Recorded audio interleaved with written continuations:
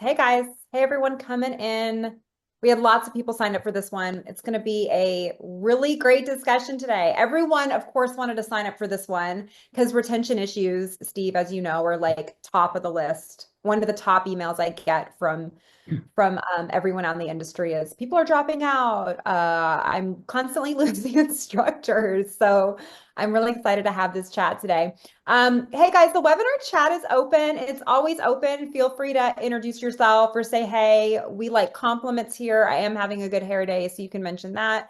Or, you can just mention questions, anything. Tell us what's going on in your life, and we will make sure we stop, we address your questions.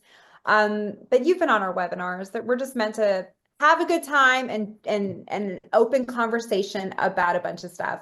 So this is a reminder. These are recorded. You will get a recording tomorrow morning in your inbox with a link to this. So if you enjoyed this webinar, you can forward it to everyone in your organization.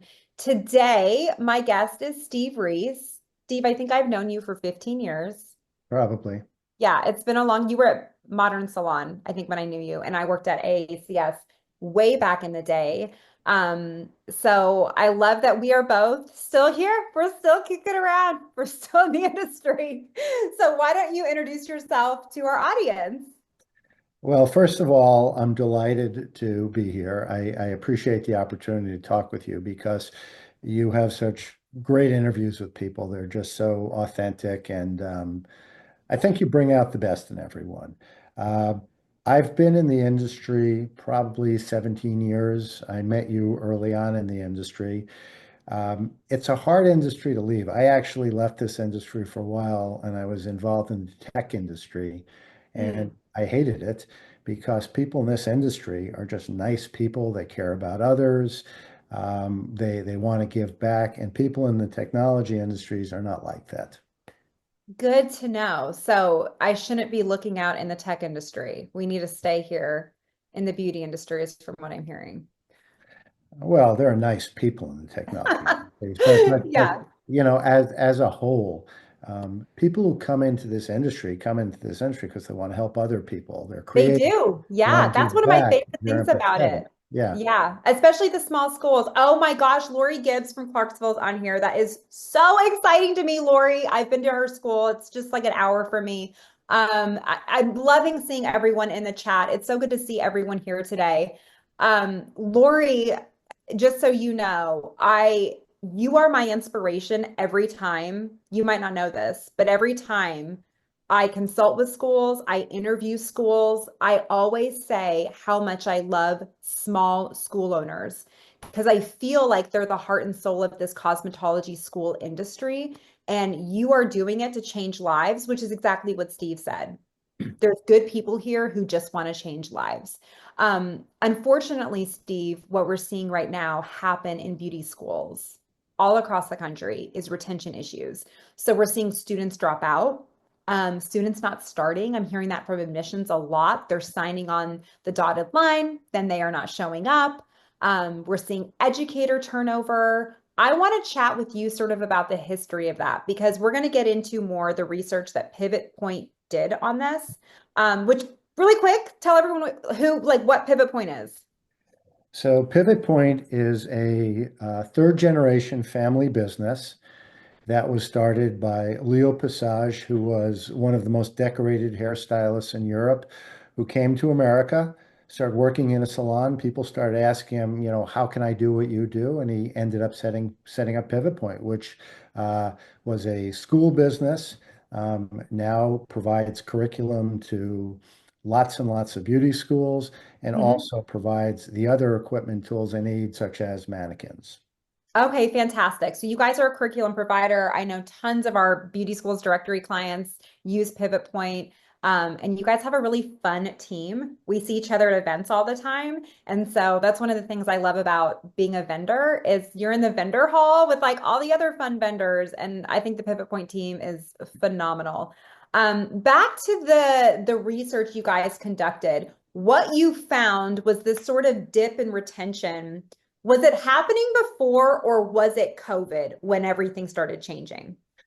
Well, the first thing I can say is that we tend to look at things and say, oh my God, this is happening in the beauty industry. But the reality is, all of these things are happening in society. Sure. And I remember when booth rental and suites became a big topic, and people were saying, our industry is going to turn into independent contractors. But you look at all these other industries, lawyers and architects, the same things were happening because people were enabled by technology to Yeah. do things differently. Uh, I'm not familiar with the retention issues in schools that much before the pandemic, basically because I didn't pay that much attention to it. I Mhm. have to imagine this has been going on a long time, but what I can tell you is that the pandemic changed everything for everyone. And I was working with a technology company when it started, and the rate of technology adoption was 10 years worth of technology adoption in 1 year. Um, if you had told us we would be having a Zoom call now 5 years ago with over 100 people, people would have said, no, no, no, you're not going to get that many people to participate. People don't enjoy this. It's just what you get used to and what we were forced to get used to. But the thing is that the pandemic really created a lot of challenges. And one was we had established expectations, we had communities, we had events we were going to. A lot of those things were disrupted. Mhm. If you think about how much people in our industry enjoy spending time with each other, you had a period of time there where they couldn't. And they were doing it with technology, which is very, very different. A lot of the events they used to go to just stopped being produced. A lot of the groups that they were part of just either disappeared or changed. And then you had people who had their own challenges, and being by yourself in your house is kind of tough for certain types of people. But some of the things, and I'm covering a lot of things here, and I know we'll circle back, but some of the things that really happened was you went from a world where you focused on live and you filled in the gap with technology to a Mhm. world that starts with technology and you fill in the gap with live. And in a beauty school environment, teaching has always been stressful. But if you think about it, you've got instructors who are not just dealing with students, some of whom bring their own problems into the classroom. And it may be wellness challenges they have. It may be financial challenges they have. It may be safety issues they have. It could be a whole host of things. In addition to dealing with that, they're dealing with different expectations that people have post-pandemic in terms of how we communicate with each other, Mhm. expectations. They're dealing with the use of new technology in their schools, which for the student is something that this is the technology we use. For somebody who's been doing it a long time, it's a little bit harder to wrap your head Yeah. around it. So there's an unprecedented challenge for the instructors, and that creates a little bit of a disconnect in some cases. And you have students who are coming into school with different expectations. So one of the things somebody told me was that in the past, used to give respect to people just because they were your elders or your instructors. But that was in a world where you didn't have access to a tremendous amount of information at your fingertips. Now you're used to getting information right away. Right. You're used to having your own resources. And if you're in a classroom, of course you're going to check things. Of course you're going to look at things. You're expecting the instructor to be able to add value, albeit sometimes in a very quick way, which isn't really consistent with best teaching practices. And that's going to create a little bit of divide between you and the instructor who's used to doing things a certain way. Steve, I was at a barbering conference in Vegas last month, and one of the instructors, or actually, she was the owner of the school, who also was an instructor, said that she had a student tell her, I have more TikTok followers than you. You really have nothing to teach me. Like, and she was just flabbergasted that someone would say that out loud to her, but also flabbergasted that like that actually matters to kids today. This new generation coming in is expecting things from educators that I don't think is fair. And on top of that, we have educators that I don't think they're really well trained, or I don't know what the right word is on how to deal with Gen Z. So let's talk about Gen Z specifically. They're the most anxious. and depressed generation in our history. And I do an admissions training specifically for Gen Z and how to communicate via text with them, how to coddle them, how to compliment them, how to tour them, because they really are different than millennials. They're different than Gen X. And so we have educators now that are dealing with these anxious, depressed kids in the classroom. And what are schools doing that you know of to help train teachers and educators on how to deal with Gen Z? Well, you touched on a lot of different things. Part of it is the generational divide and how that's being addressed. And in addition to the wellness research we did, Pivot Point also did research on the generational divide specific to beauty schools. Mm, And recognizing that people, come into the situation with different expectations, different perceptions, different ways of communicating, so many different things in there. And then you put on top of it uh, the whole wellness situation. I grew up in the generation where it was like, walk it off, deal with it. yeah. But you have a generation now which has access to so much more information and is so much more connected that they're a little bit more introspective and maybe their approach isn't I shouldn't just deal with it. I should try and help my mental health because Mm, that's important. But that being said, unless there's an understanding on both sides that there are these differences and we have to do things a little bit differently, it's going to be very, very hard to come together. Now, for better or for worse, most of the onus falls on the older people because they're a little bit more mature, because mhm. they have dealt with many, many different situations, and because the students, are still growing and they're probably not that able to change. This is their world. Right. So I think that the instructors, certainly if they recognize and understand what's motivating the younger generation, how they deal with things, I think you can find a place in the middle to meet, and it can be much, much more effective than just saying, here's the way we do things. Yeah, I mean, I think that in the past we could say things like suck it up or leave it at home, whatever problems you have going on, leave it at the door. We can't do that anymore. Well, the world doesn't function like that anymore. One of the really interesting things I found, Pivot Point does a tremendous amount of research, and most of it's for our internal purposes in terms of develop curriculum and products and really understand what people want. But a lot of it is related to understanding the marketplace and sharing information, which is going to be valuable. And the whole wellness aspect came up because we were involved in the Beauty Changes Lives Industry Leader Roundtable. And we had two groups. We had the icons, who were the CEO types, and then we had the trailblazers, who were younger people in the industry who were leaving their mark. And it's, what would you like the other generation to know about you? And wellness was something that younger people really cared about. And Mm, a lot of the older people were, like you said, part of the walk it off generation. And they didn't yeah. realize that. But I saw some research that said pre-pandemic, a tiny percentage of Fortune 500 companies had wellness programs in their HR department, and now it's 75%. So Wow. there's a recognition that this is a huge issue, and it's something that has probably been going on a long time, but it's been exacerbated by the pandemic, and now there's more light being shown on it. So people are saying, oh, you know what? Maybe we never recognized this before. Maybe we never dealt with this before.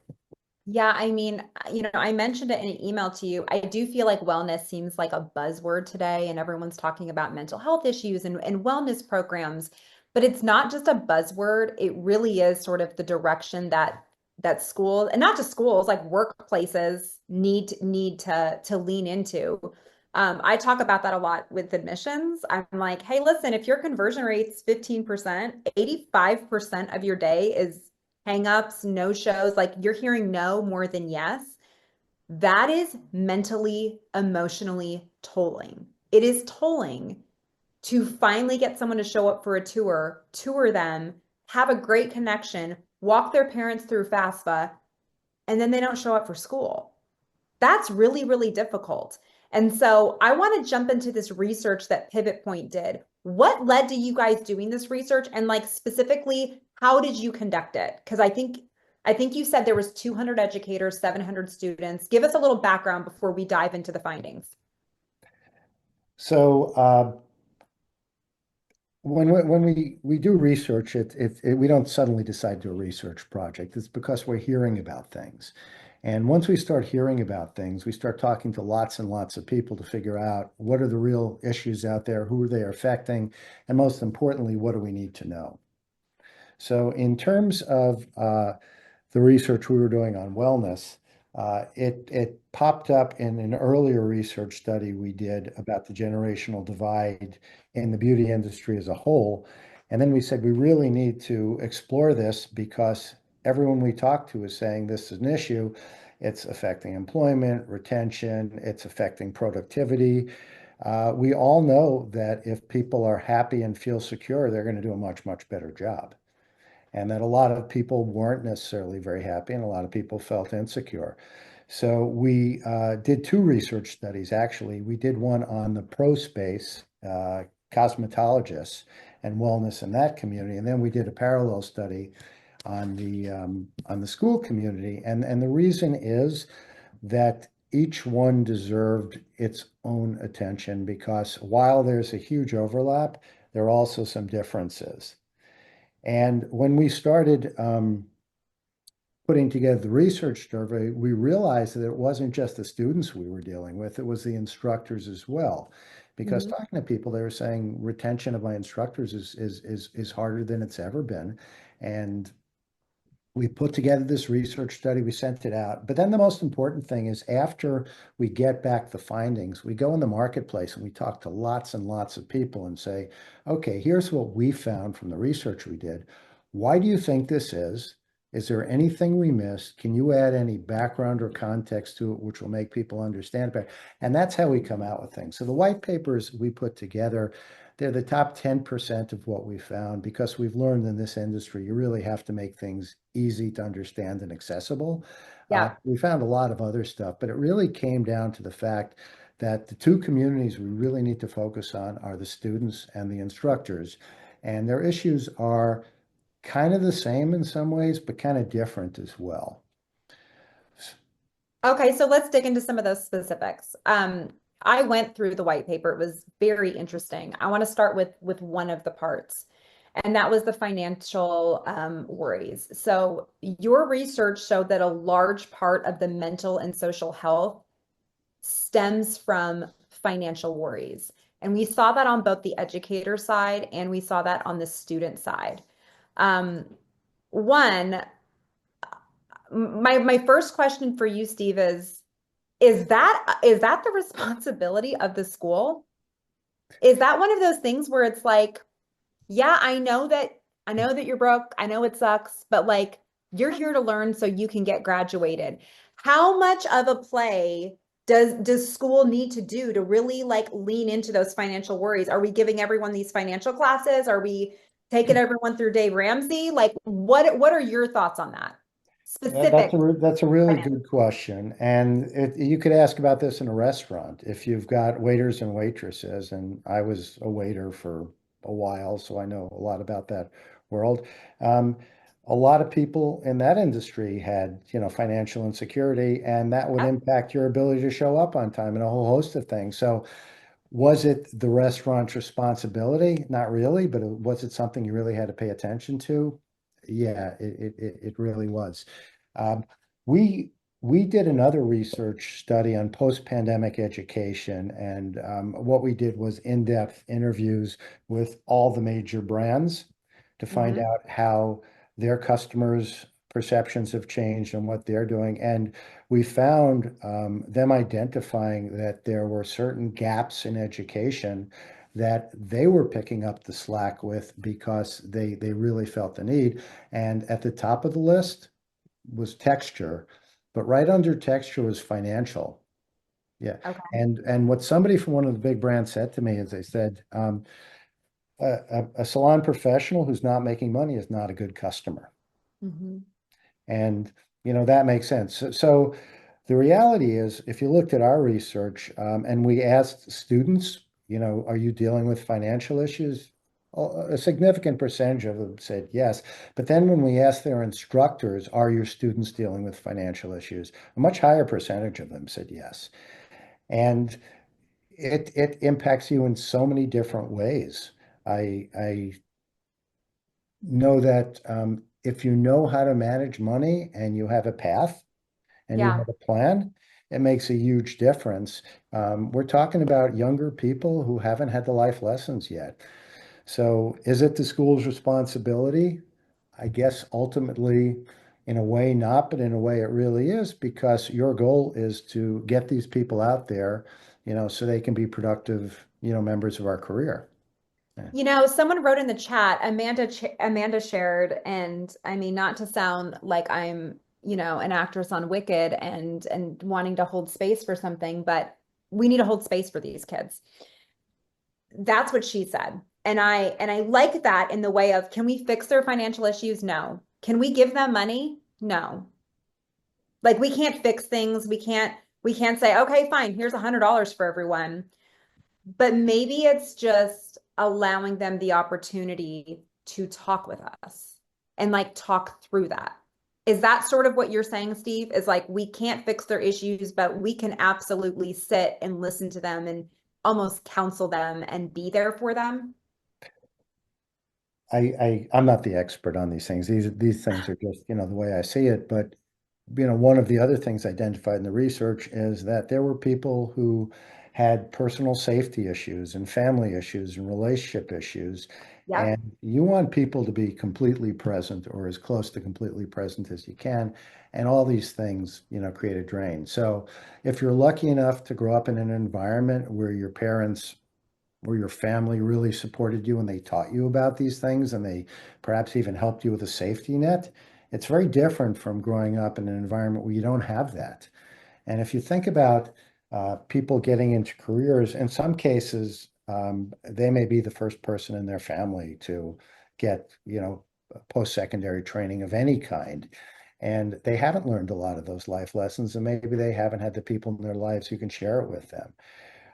Again, it's probably harder than it's ever been to run a school, and I'm not even talking about some of the legislative or other Sure. challenges out there, because the world is just so different, and there were expectations about here's how you do things, and now the pace of change is so fast that it's hard to just kind of say, okay, this is the new normal, because the new normal is things are always going to change, and that makes it very, very hard when you're dealing with young people who are coming in, and the generations are getting closer together.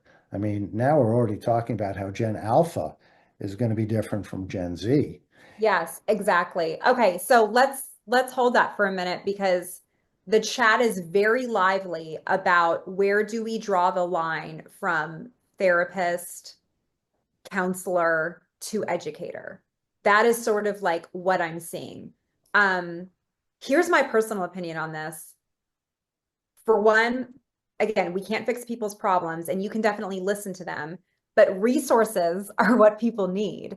I know personally a couple schools that use Dave Ramsey's Financial Peace University. They have it's an FPU. I'm an FPU person on how to get out of debt and that sort of thing. They have a program for colleges, and I know beauty schools that use FPU. So you could do something like that. You can bring in guest speakers. So instead of always just having speakers come in that are doing demos or like, hey, this is how I own my own salon, you need to be mindful and thinking about who can I inspire my students with? Like who was broke, did not grow up with parents that taught them how to manage money and figured it out. And that's the type of education that would be great for 1 hour in your school. Someone put Money EDU is a great third-party financial literacy program. Cunity has one. I love the people over at Cunity. So I think there are resources we can do. I don't Steve, the reason I'm bringing this up is I just don't want to like bring light to research and not give not give actual like tangible advice to all the schools, the hundreds of schools that decided to be on today. We have to give them something. So if you know of other resources, but I think that that's some really good ones. Oh, Money EDU is Community. I did not know that. Okay, so that is the name of their program.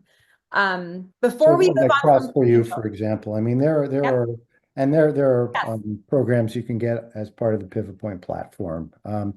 But it almost seems like the first step is just awareness that there is a situation, and I won't say it's a problem, but a situation that there are things that really are important, and if these things aren't in place in terms of dealing with money properly, in terms of yeah. your wellness, it's going to be hard to be successful at the other end. It is. And, you know, from the admission standpoint, um, I know schools that were charging four, $700 application fees back in the day. Guys, your students don't have that amount of money in their bank account. They don't. Like they're living paycheck to paycheck.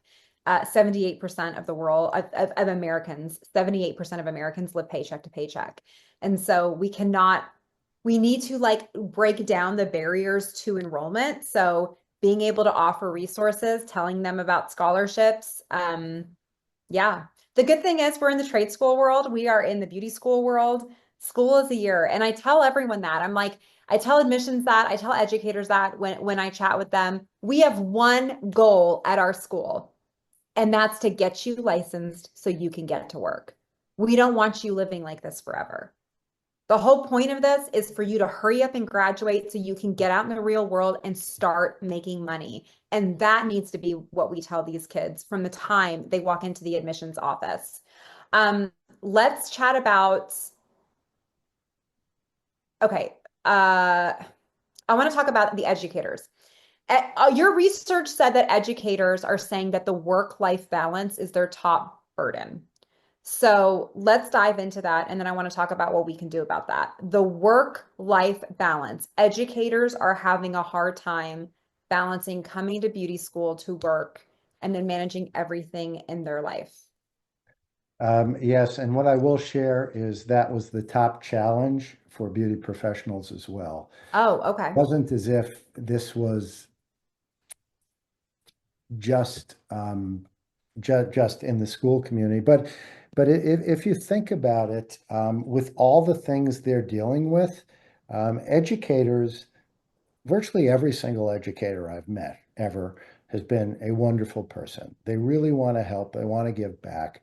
They didn't get into this career to make a ton of money or anything. They did it because it was something they found fulfilling. And they're in a very, very tough situation because they're dealing with things they didn't have to deal with before.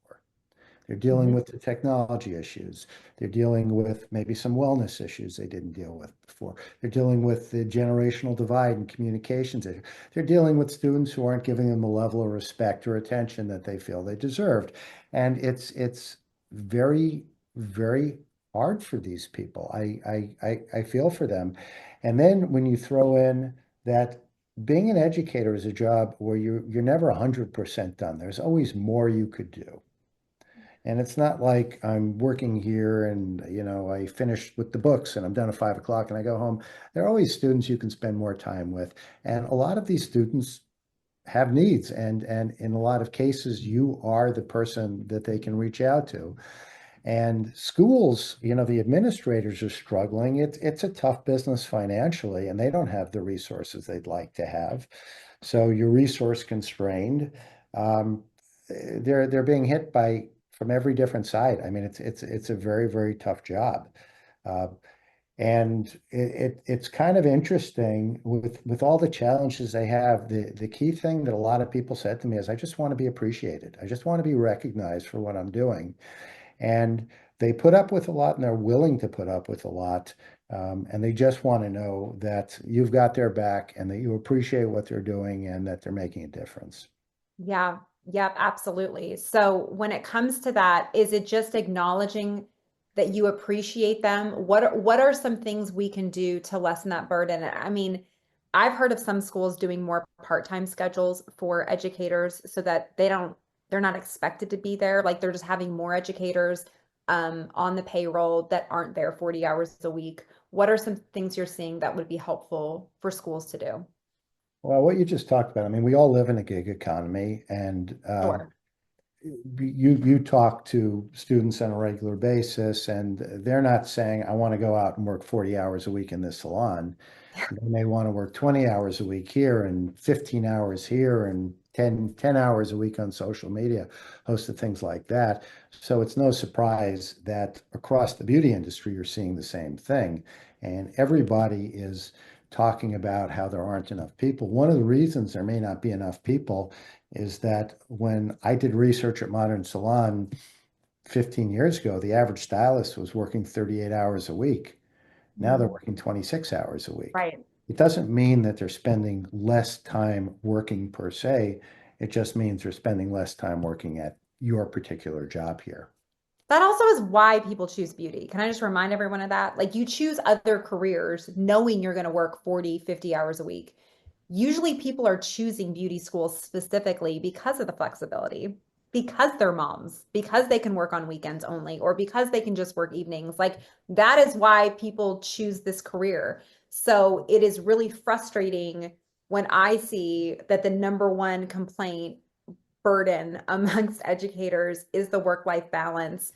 We need to be making things easier. I also believe that we need to be thanking them by sending them to conferences, sending them to events. Like there is a lot of stock in that. Just sending someone to CEA that's coming up, like to go to Orlando and just step outside the classroom and network with other educators.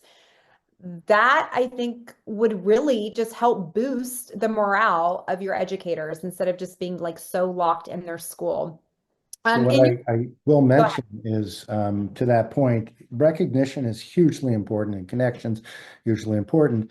Uh, Pivot Point works with Intercoiffure Mm, and it has a program called Honor the Teacher, and and the contest is open now. You can go to the Intercoiffure website and find it. And five teachers are taken to New York and recognized on stage, all expenses paid, mm, at Intercoiffure, which, as you can imagine, being on stage with some of the top hairstylists and salon owners in the country, and you're working at this small school here is amazing and transformative.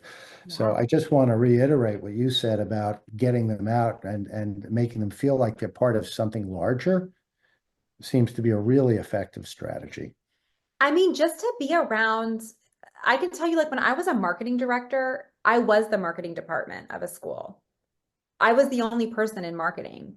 And I often felt like I was on an island. And I remember I went to, I think it was in 2016, I went to South by Southwest, which is an amazing, huge festival in Austin, which isn't only film and music. There's one third of it is marketing.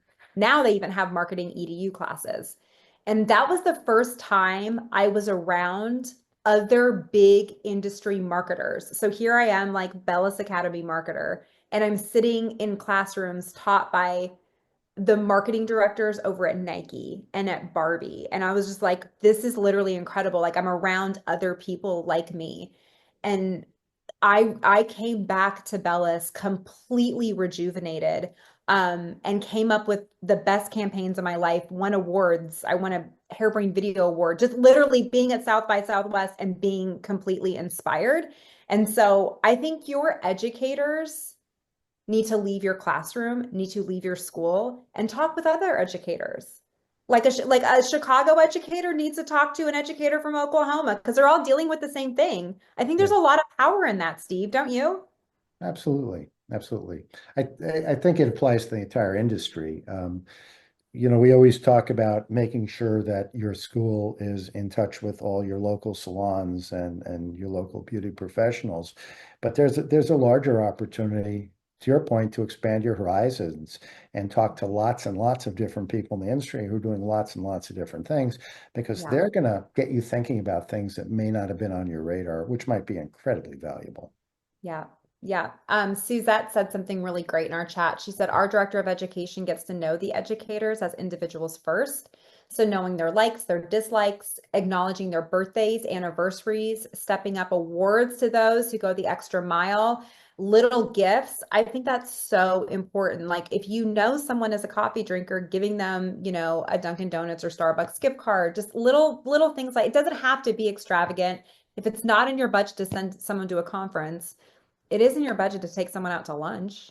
Like we can do, just the small things and making sure we're allowing space for them just to talk about what's going on in their life.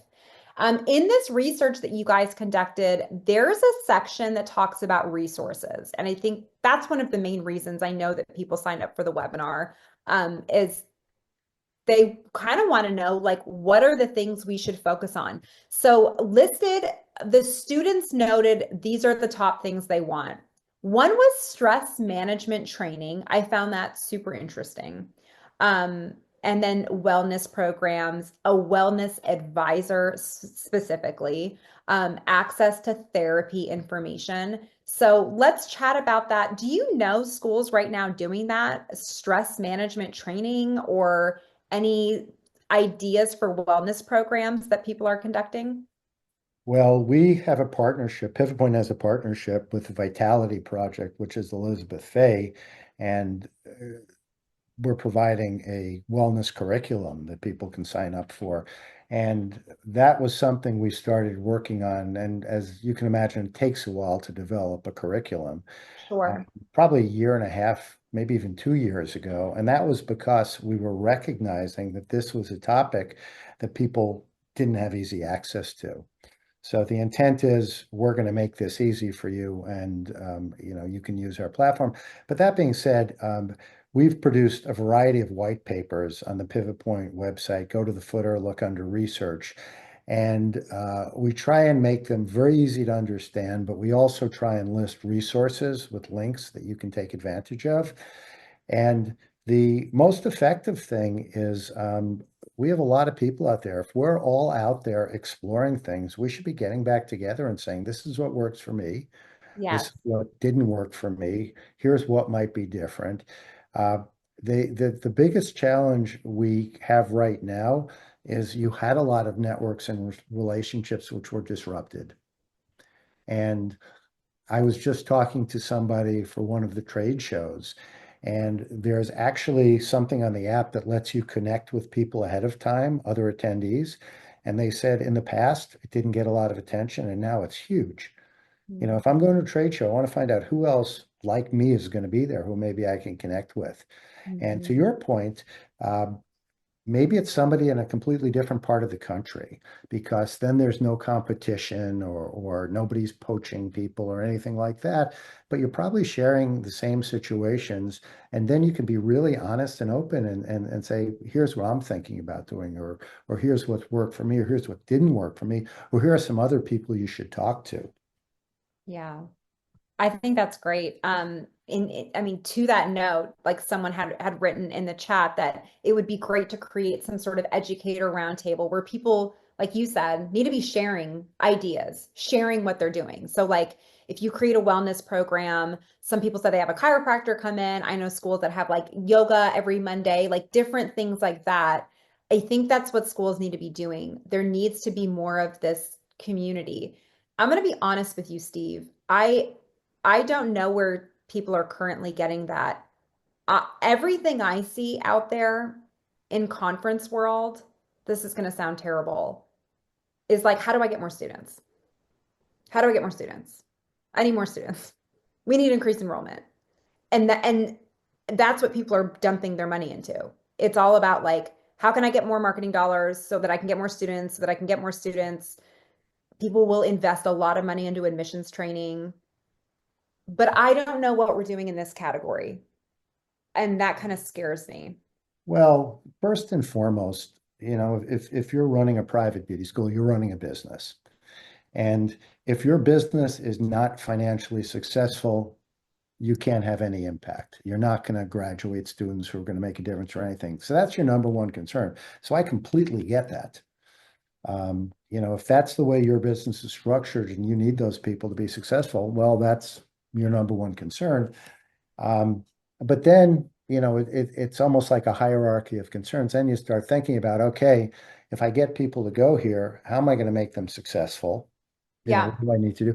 And there are no absolutes in our world. It's a lot of different trade-offs. Every dollar you spend here means you can't spend it somewhere else, and everyone's situation is completely different.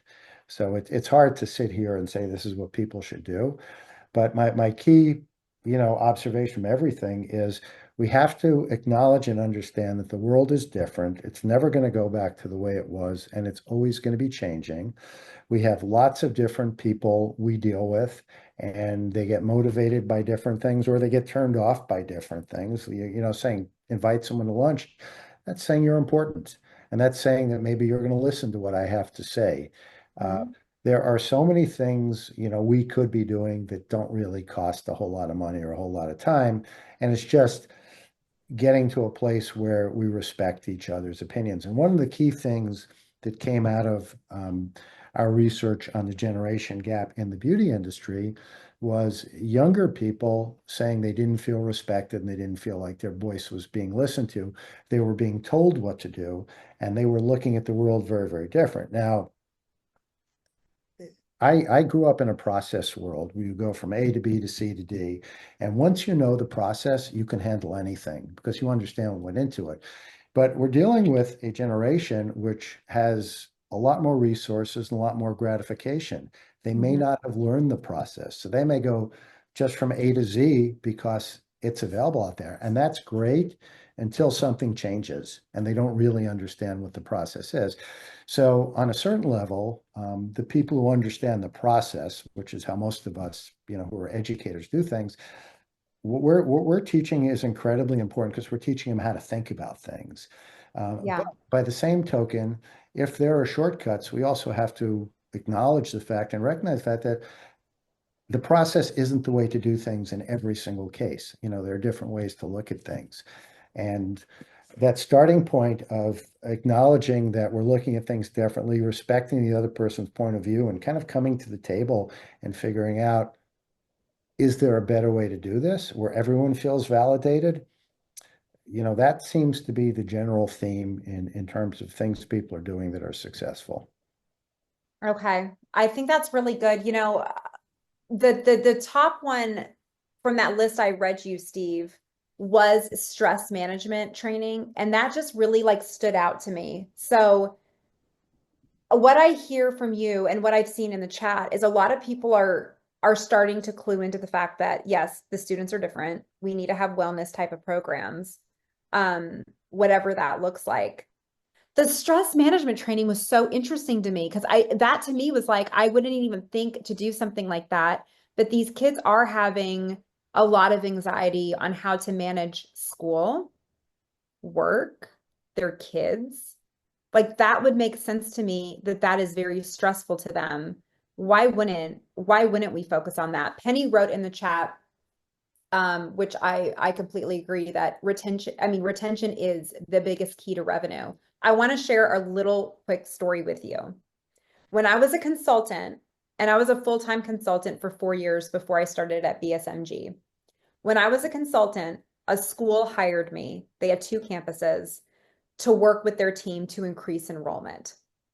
And what I quickly found out when I got to the school and started chatting with staff and the director was that enrollment was not their problem. It was, but their bigger problem were some really crappy educators, a terrible director. Like it was like the staff was the poison. And this is why kids didn't want to show up every single day. So I told the person who hired me, which was the owner, and I said, I can Fire Festival your school. I don't know if you understand that reference, but Fire Festival was supposed to be a Yes, I huge. do. Okay. I was like, I saw I the can movie. exactly. I was like, I can Fire Festival your school. I can bring a bunch of people here. We can change marketing, we can change admissions. But if they get here and you're giving them a cheese sandwich and a FEMA tent to sleep in, which is what happened at the Fire Festival, it's going to be worse for you. I'm telling you right now, we can Fire Festival this. It's going to be worse for you because what you're going to have is a bunch of students in here who are pissed off and they're going to leave reviews. They're going to put it all over social media. No one's going to want to go to your school anymore. They didn't listen to me. And they served cheese sandwiches and gave them a FEMA tent, and they're out of business today. They're out of business, y'all, because they didn't listen to me. No, there's several reasons why they're out of business, but I will just say, like, this is the problem, is that we get so hell bent as schools on increasing enrollment, when we need to be looking at our own staff. We need to be making sure we're addressing this Gen Z generation coming in, because you don't think they're going to go on TikTok and talk about what a piece of crap their teacher is? Of course they are. That's the first thing they're going to do. And it's going to do more damage to you. So this is something I'm so glad you guys did this research. And I'm so glad you came on here, Steve, because I feel like not enough people are talking about this. And they need to be. Yeah, I kind of feel like I shortchanged everyone because we've talked about a lot of generalities and we haven't been particularly specific. But I think all the research we did, it more than anything else, it just validated common sense and things we kind of intuitively knew and put it into a little bit of a framework so it makes it easier for people to take action. But the Mhm. reality is just keeping our eyes open and thinking about what we're doing, being intentional. Uh, Yeah. I think that's going to make all the difference. And the one thing I love about this industry and why when I briefly left it, I came running back is because it's full of good people who want to help. I have yet to meet people in this industry who you reach out to and say, can you help me with this? Who are going to say no. Nobody's going to shut you down. They want to help you. Everybody wants to be successful. So, maybe this is the start. Maybe it's like anything else. Our job isn't that we're going to fight climate change immediately. It's that we're just going to create awareness and get people started down the road to thinking about, okay, are there things we can do in our lives to make things a little bit better? I think that's great. This is the revolution, you guys, right now. I can already feel it happening in the chat. Is like people are like, okay, I'm focused, I'm ready. This is something I need to lean into. This is something, I mean, I hate saying it as a marketer, but like take some of your marketing budget and put it toward retention. Put it toward taking your educators out to lunch, sending them to a conference. Because if we get that right, we're going to be referrals 24/7. Referrals are free. Referrals are free. You don't have to pay for a referral. You have to pay for a Google lead, but you don't have to pay for a referral lead. So just make sure your school is a safe place for kids. Make sure you have wellness programs and you're doing this sort of thing. And these kids will scream it from the rooftops. They'll be going to TikTok, they'll be going on social media, talking about how they did yoga, how like someone listened to them, how much they love it here. They're going to be telling their friends at Christmas. And you're just going to be a referral school. That's what I would want to be if I owned a beauty school. I wouldn't want to spend any money on marketing. Except Beauty Schools Directory, Steve. We all want to spend money on beautyschoolsdirectory.com. It's only $20 a lead. Right? Like this, like, why wouldn't you want referrals? This is how you get referrals. Oh, goodness. All right. This was a great conversation. Is there anything else from the research that you felt like was super important that you could share with our audience before you leave? I know we're gonna log off just a few minutes early so you can get ready for your next meeting. Well, I guess the first thing I'd say is go to the Pivot Point website, go to the footer. We have a link there for research, and you'll see a lot of I put different it in the things they've chat. done. Okay, perfect. Um, and if anybody wants to reach out, please reach out. Happy to discuss these things in a lot more detail. I think to your point, Jen, it's just let's start paying attention to these things. They're not going to go away. Yeah, they're not going to go. I mean, in fact, they're only going to get worse. And we're already seeing that in the admission side. People are no showing for appointments. We're seeing it, again, on the retention side. So this was a really good beginner conversation. I think there's a lot of things we can do to increase retention. I had Corey Hoffart on. You were on that. You watched that. It was on a Yeah, yeah. couple of months ago. Was such a great it was a retention webinar, but it was on how to make your education better and how to bring in influencers. Which to me is like, yeah, if I'm 20 and I go to school, I want to learn how to make money on TikTok. Like I want to learn how to be a YouTube star. So I think that education is a huge part of it, but the other side of it is wellness. And we can't forget that. Yeah, and I guess as a parting thought, a challenge and an opportunity are flip sides of the same thing, and it's either a challenge or an opportunity depending upon how you deal with the situation. And you Mhm. can take a terrible situation and you can make it a huge opportunity that really, most of us are competing in markets against other people that really set you apart by being the person in that community who's paying attention to these things. Yeah. Because, like you said, Jen, the most effective way to promote yourself is word of mouth. It is. It is. And so if we are looking for a recap for today, if I'm a school, you guys need to focus on resources for financial literacy. That needs to be number one because that's the number one stressor. Stress management training, and then some really good wellness programs, and then access to information when it comes to therapy, counseling, gym memberships, making sure, guys, call your local gyms. See if they'll give all your students a discount. Little things like that. Like, see what we can do to offer more health resources for our students. The chat today was buzzing. It was one of the best chats I've ever seen because I felt like y'all were experts on the webinar with us. You guys were giving your opinions on things, what's working in your school. That was so exciting for me just to like also engage in and see you guys give each other advice. This, by the way, is what happens at conferences in the bar. Um, after conference, this is what you do in the hallways. Like everyone is sharing what's working. I think conferences are a great way to network. I'm going to tell you the next couple conferences that are coming up that you guys can be a part of. One is CQ. So I just met with CQ. 38% of their membership is beauty schools now. I'll be at CQ. Well, anytime there's a conference, Steve, in Vegas, I'm there. You know me in Vegas.